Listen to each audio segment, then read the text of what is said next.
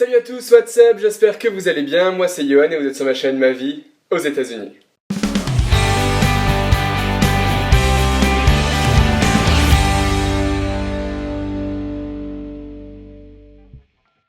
On se retrouve enfin et ça me fait super plaisir de vous parler. J'ai l'impression que j'ai pas fait de vidéo depuis longtemps. Bon, pour être honnête, cette vidéo ça fait 3 fois que je la fais. La première fois, l'objectif de ma caméra s'est abaissé, donc j'étais à peu près décapité pendant toute la vidéo. Là, la seconde fois, ma vidéo était trouble. Mais pour vous, je refais tout comme si je n'avais rien fait et on recommence et c'est parti. Alors je sais que beaucoup d'entre vous souhaitent partir aux États-Unis en vacances, travailler, faire leurs études. Et je sais qu'un jour vous viendrez aux États-Unis. Alors c'est pour ça que je vais vous aider à bien vous y préparer. Quelque chose de très important quand on prépare un voyage, c'est le budget. Où partir, quand partir, avec quelle compagnie, où loger, etc. On a énormément de choses à penser quand on veut partir à l'étranger. Mais quelque chose qu'on pense très rarement quand on vient aux États-Unis, c'est les pourboires. Alors oui, en France, la culture de pourboire n'est pas très populaire parce que le service est compris. Si vous allez au restaurant, vous paierez l'addition et rien d'autre. Bon, c'est sûr que des fois, ça nous est déjà tous arrivé de laisser une petite pièce comme ça, bien généreusement. Alors je sais pas vous, mais moi quand en France, je laissais une petite pièce au serveur, j'avais l'impression d'être le patron. C'est comme si j'avais fait péter le jackpot.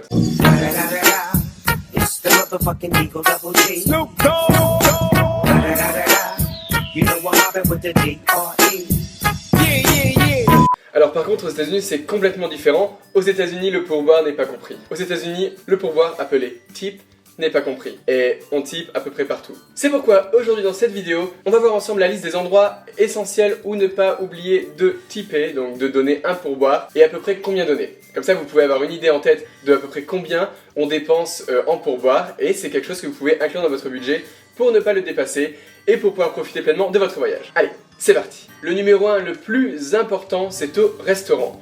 Au restaurant, comme je l'avais déjà dit dans ma première vidéo, les serveurs sont payés une misère, donc ils vivent principalement sur les tips, donc c'est pour ça que quand vous avez l'addition à la fin, et par exemple vous avez décidé de payer par carte bancaire, vous allez avoir un petit ticket comme celui-ci, où il est écrit tip, donc vous devez rajouter combien de pourboire vous voulez donner au serveur. Alors en effet, aux États-Unis, le service est complètement différent. Si vous venez, vous allez remarquer que les serveurs sont toujours là. Il y a un serveur qui vous sert de l'eau, un serveur qui vous rapporte vos plats, un serveur qui vient pour voir si tout va bien. Enfin, ils sont toujours là. Bon, on va pas s'en plaindre, hein, c'est super sympa. D'ailleurs, si vous voulez que je fasse une vidéo sur les restaurants, écrivez-le dans les commentaires en dessous. C'est pour ça qu'ils méritent ce tip à la fin du dîner. Généralement, le tip est entre 15 et 25%. Un bon pourboire, c'est 20%. Et si vous êtes nul en maths comme moi, c'est facile à calculer. Alors c'est vrai que si on mange au restaurant souvent, eh ben, ça fait vite cher.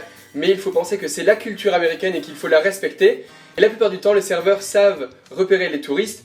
Et comme on est des touristes, on est considérés comme mauvais tipeurs, donc comme des personnes qui donnent des mauvais pourboires parce qu'on n'est pas habitué à ça. Donc souvent, ils vont vous indiquer en bas du ticket un tip suggéré, donc combien vous devrez donner au serveur. Donc ça peut aider. Aux États-Unis, on type tout le temps au restaurant. Bon, imaginons si le service s'est très mal passé, vous pouvez faire part de votre mécontentement en donnant $1 par exemple de tip.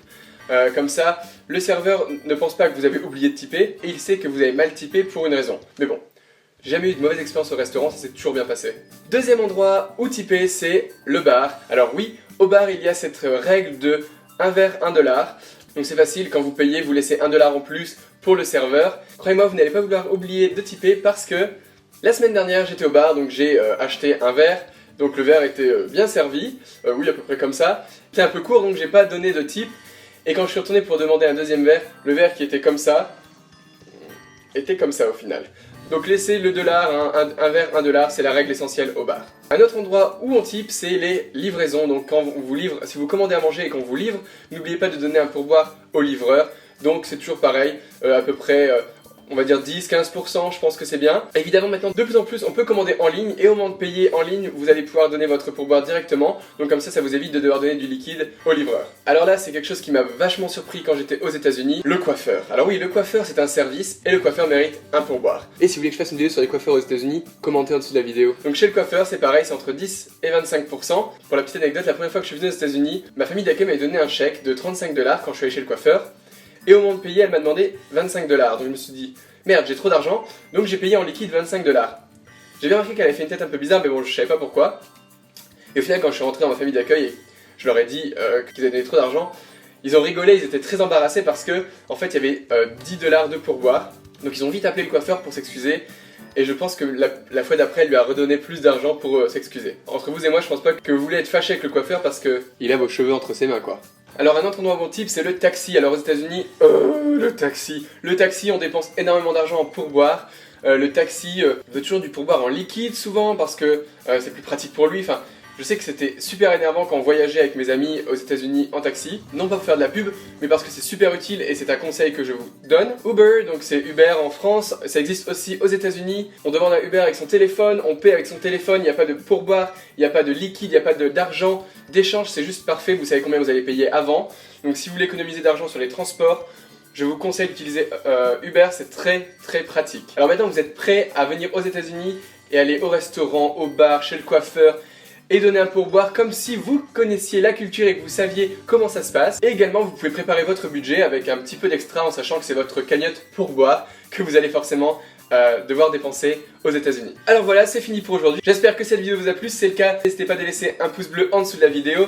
Abonnez-vous à ma chaîne pour être au courant des nouvelles vidéos à venir. Partagez cette vidéo à votre famille, à vos amis, à tout le monde comme d'habitude. Alors j'essaie de faire des vidéos le plus possible mais c'est super dur avec mon emploi du temps. Alors si je vous manque et que vous voulez faire partie de ma vie au quotidien, suivez-moi sur les réseaux sociaux, Twitter, Instagram, Snapchat, la page Facebook de ma chaîne Ma Vie aux États-Unis. Je suis très actif sur les réseaux sociaux donc vous pouvez me suivre tous les jours. Et si vous avez envie de voir des vidéos spéciales, des thèmes que j'ai pas encore abordés, écrivez-le dans les commentaires. Je vous embrasse et je vous remercie pour votre soutien. Maintenant on est plus de 21 000 sur ma chaîne YouTube, c'est juste incroyable. Je vous embrasse et je vous dis à la prochaine sur ma chaîne Ma Vie aux États-Unis. Bye.